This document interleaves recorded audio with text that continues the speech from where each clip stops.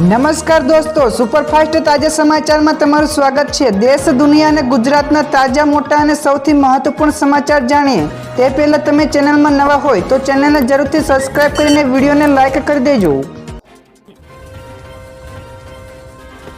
સૌથી પહેલા દોસ્તો આપણે વાત કરીએ તો રાજ્યમાં હજુ પણ 3 જેટલા જિલ્લાઓમાં છૂટાછવાયા સ્થળ ઉપર ભારે વરસાદ થઈ શકે છે। જ્યાં દોસ્તો રાજ્યમાં હજુ પણ 24 કલાક ભારે વરસાદની આગાહી હવામાન વિભાગે કરી છે। તો જેમાં કચ્છ, બનાસકાંઠા અને પાટણમાં ભારે વરસાદના કારણે હજુ પણ યલો એલર્ટ જાહેર કરવામાં આવ્યું છે।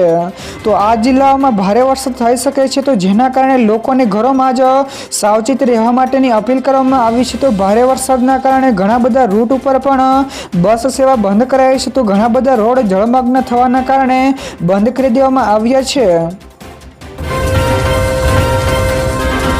તો દોસ્તો બીજા સૌથી મોટા સમાચાર સામે આવ્યા છે। દવાઓની કિંમતો ફિક્સ થાય તો દર્દીઓને મોટી રાહત મળશે। જ્યાં દોસ્તો કેન્દ્ર સરકારે 42 જેટલી સામાન્ય દવાઓની રિટેલ કિંમતો નક્કી કરી છે। તો આ નિર્ણયથી દર્દીઓને મોટી રાહત મળશે, કારણ કે હવે બેફામ મેડિકલવાળા ભાવ વસૂલી કરી શકશે નહીં। તો ફિક્સ થયેલી દવાઓમાં બ્રોડ અને સ્પેક્ટ્રમ એન્ટીબાયોટિક્સ અને અંગ પ્રત્યારોપણ પછી ઉપયોગમાં લેવાતી દવાઓનો સમાવેશ થાય છે। ત્યારે આ દવાઓના ભાવ નિર્ધારિત કરીને સરકારનો હેતુ દવાઓની ઉપલબ્ધતા વધારવાનો અને ગ્રાહકોને આર્થિક શોષણોથી બચાવવાનો છે। તો દોસ્તો ત્યાર પછી આગળ વધુ એક સૌથી મોટા સમાચાર મળ્યા છે। 15 સપ્ટેમ્બરથી નવા યુપીઆઈના નિયમો લાગુ થશે, તો મોટી રાહત પણ થશે। જ્યાં દોસ્તો એનપીસીઆઈએ યુપીઆઈના નિયમોમાં ફેરફારો કર્યા છે, જે 15 સપ્ટેમ્બરથી લાગુ થશે। તો નવા નિયમો અનુસાર P2M એટલે કે પર્સન ટુ મર્ચન્ટ ટ્રાન્ઝેક્શન લિમિટમાં મોટો વધારો થયો છે। તો capital market, travel booking, insurance, premium, loan તેમજ ઈએમઆઈ માટે પ્રતિ ટ્રાન્ઝેક્શન ₹5 લાખ અને દૈનિક ₹10 લાખ સુધી મંજૂરી મળશે। જ્યારે સરકાર ઈ માર્કેટ પ્લેસ અને ટેક્સ પેમેન્ટ લિમિટેડ ₹5 લાખ થઈ જશે। તો જ્વેલરી ખરીદી અને ક્રેડિટ કાર્ડના બિલ માટે પણ દૈનિક ₹6 લાખ સુધી મંજૂરી મળશે। તો દોસ્તો બીજા સૌથી અગત્યના સમાચાર સામે આવ્યા છે। ભારે વરસાદથી જનજીવન ઠપ, તો શાળા અને કોલેજો તેમજ આંગણવાડી પણ બંધ કરાઈ। જ્યાં દોસ્તો રાજ્યમાં હવામાન વિભાગે આગાહી વચ્ચે રાજ્યના અનેક જિલ્લાઓમાં ભારે વરસાદ પડ્યો હતો, જેમાં સૌથી વધારે બનાસકાંઠા અને કચ્છ પ્રભાવિત થયા છે। તો જેવામાં કચ્છમાં 24 કલાકમાં 16.5 ઇંચ કરતાં વધારે વરસાદ ખાબક્યો છે। તો સફેદ રણ પણ પાણીમાં ડૂબી ગયું છે। તો સમગ્ર કચ્છમાં જળબંબાકાર જેવી સ્થિતિ પણ ઊભી થઈ છે। તો તંત્રએ શાળાઓમાં શૈક્ષણિક કાર્ય બંધ રાખવાનો પરિપત્ર પણ જાહેર કર્યો છે, તેમજ શાળા, કોલેજ અને આંગણવાડીઓમાં પણ રજા જાહેર કરાઈ છે। ત્યાર પછી દોસ્તો આગળ વધુ એક સૌથી અગત્યના સમાચાર ઓટોમોબાઈલ સેક્ટરમાં બુસ્ટર ડોઝ। જ્યાં દોસ્તો ભારતીય ઓટોમોબાઈલ સેક્ટર માટે જીએસટી કાઉન્સિલનો તાજેતરનો નિર્ણય રાહતભર્યા સમાચાર લઈને આવ્યો છે। જેમાં મીડિયા રિપોર્ટ્સના અહેવાલ અનુસાર ટેક્સ દરોમાં ફેરફારોથી આર્થિક વર્ષ દરમિયાન ટુ વ્હીલર્સના વેચાણમાં 5 થી લઈને 6% સુધીનો વધારો થઈ શકે છે। તો આ પગલાંથી ઘરેલું બજારોમાં માંગમાં પણ ઉછાળો આવશે, અને ખાસ કરીને ટુ વ્હીલર્સ અને પેસેન્જર વ્હીકલ્સ સેગમેન્ટમાં જે કુલ ઓટો વેચાણના લગભગ 90% હિસ્સો ધરાવે છે। ત્યારબાદ દોસ્તો ફટાફટ આગળના બીજા સમાચારની વાત કરવામાં આવે તો ગઈકાલથી વિધાનસભાનું ચોમાસું સત્ર શરૂ થઈ ગયું છે। જ્યાં દોસ્તો ગુજરાત વિધાનસભાનું 7મું ચોમાસું સત્ર ગઈકાલથી શરૂ થયું છે, જે 10 સપ્ટેમ્બર સુધી ચાલશે। તો આ સત્રમાં કુલ 5 સુધારા વિધેયકો રજૂ કરાશે, જેમાં ગુજરાત જનવિશ્વાસ વિધેયક મુખ્ય છે। તો મુખ્યમંત્રી ભૂપેન્દ્ર પટેલે ઓપરેશન સિંદૂરની સફળતા અંગે પણ અભિનંદનનો પ્રસ્તાવ પણ રજૂ કરશે। તો આ સિવાય સત્રની શરૂઆત પ્રશ્નોત્તરીથી થશે, અને ત્યારબાદ શોકદર્શક પ્રસ્તાવ ઉપર પણ ચર્ચાઓ કરવામાં આવશે।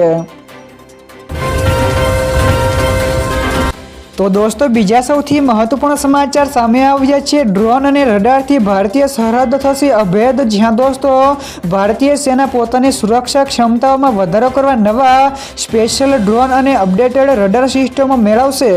તો આ પગલાંથી ઉત્તરી અને પશ્ચિમી સરહદો ઉપર એર સર્વેલન્સ નેટવર્કને વધુ મજબૂત બનશે। તો આ માટે સેનાએ 2 અલગ અલગ RFI એટલે કે રિક્વેસ્ટ ફોર ઇન્ફોર્મેશન જારી કરી છે, જેમાં સંભવિત સપ્લાયર્સ પાસેથી માહિતી માંગવામાં આવી છે। તો આ આધુનિક ટેકનોલોજી ભવિષ્યમાં સરહદ સુરક્ષાને વધારે અસરકારક બનાવશે।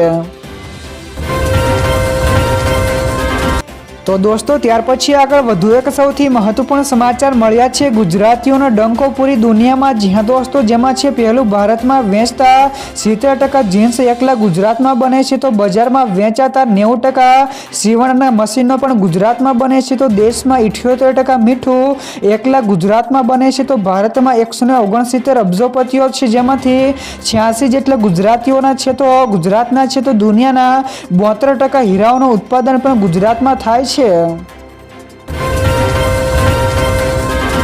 ત્યાર પછી દોસ્તો આ સિવાયના બીજા સમાચારની ઝડપથી વાત કરવામાં તો અમેરિકાનો નવો વિઝાના નિયમો, તો ભારતીયોને મોટો ઝટકો લાગશે. જ્યાં દોસ્તો અમેરિકાએ NIVના નિયમોમાં ફેરફારો કરીને હવે અરજદારોને પોતાના નાગરિકત્વ અથવા તો કાયદેસર નિવાસસ્થાને દેશમાં જ વિઝા ઇન્ટરવ્યૂ આપવાની ફરજિયાત કરાઈ છે. તો આનાથી ભારતીયોએ હવે ઝડપી એપોઇન્ટમેન્ટ માટે થાઇલેન્ડ, સિંગાપોર જેવા દેશોમાં જઈને B1 અથવા તો B2 અને સ્ટુડન્ટ અથવા તો વર્ક વિઝા ઇન્ટરવ્યૂ આપી શકાશે નહીં. તો નવો નિયમ પ્રવાસીઓ, વ્યવસાયિકો, વિદ્યાર્થીઓ અને વર્કર ઉપર લાગુ પડશે. તો દોસ્તો બીજા સૌથી મોટા સમાચાર સામે આવ્યા છે. નોકરીઓના કલાકો 9 કલાકથી વધારે અને 12 કલાક કરાતા કામદારોમાં રોષ જોવા મળ્યો. જ્યાં દોસ્તો ગુજરાત સરકારે 1 જુલાઈ 2025થી ફેક્ટરી એક્ટમાં ફેરફાર કરીને દૈનિક કામના કલાકો 9થી વધારે અને 12 કલાક કર્યા છે, તો જેનો સીધો પ્રભાવ આશરે 2 કરોડ કામદારો ઉપર પડશે. તો સરકારનું કહેવું છે કે રાષ્ટ્રીય સ્તરે અસાધારણ પરિસ્થિતિના કારણે આર્થિક પ્રવૃત્તિઓને વેગ આપવા અને રોજગારી વધારવા આ વટહુકમ લગાવવામાં આવ્યો છે. તો કામદાર સંગઠનો આ નિર્ણયનો વિરોધ કરી રહ્યા છે અને હાઈકોર્ટમાં પણ પડકારવાની તૈયારીમાં છે.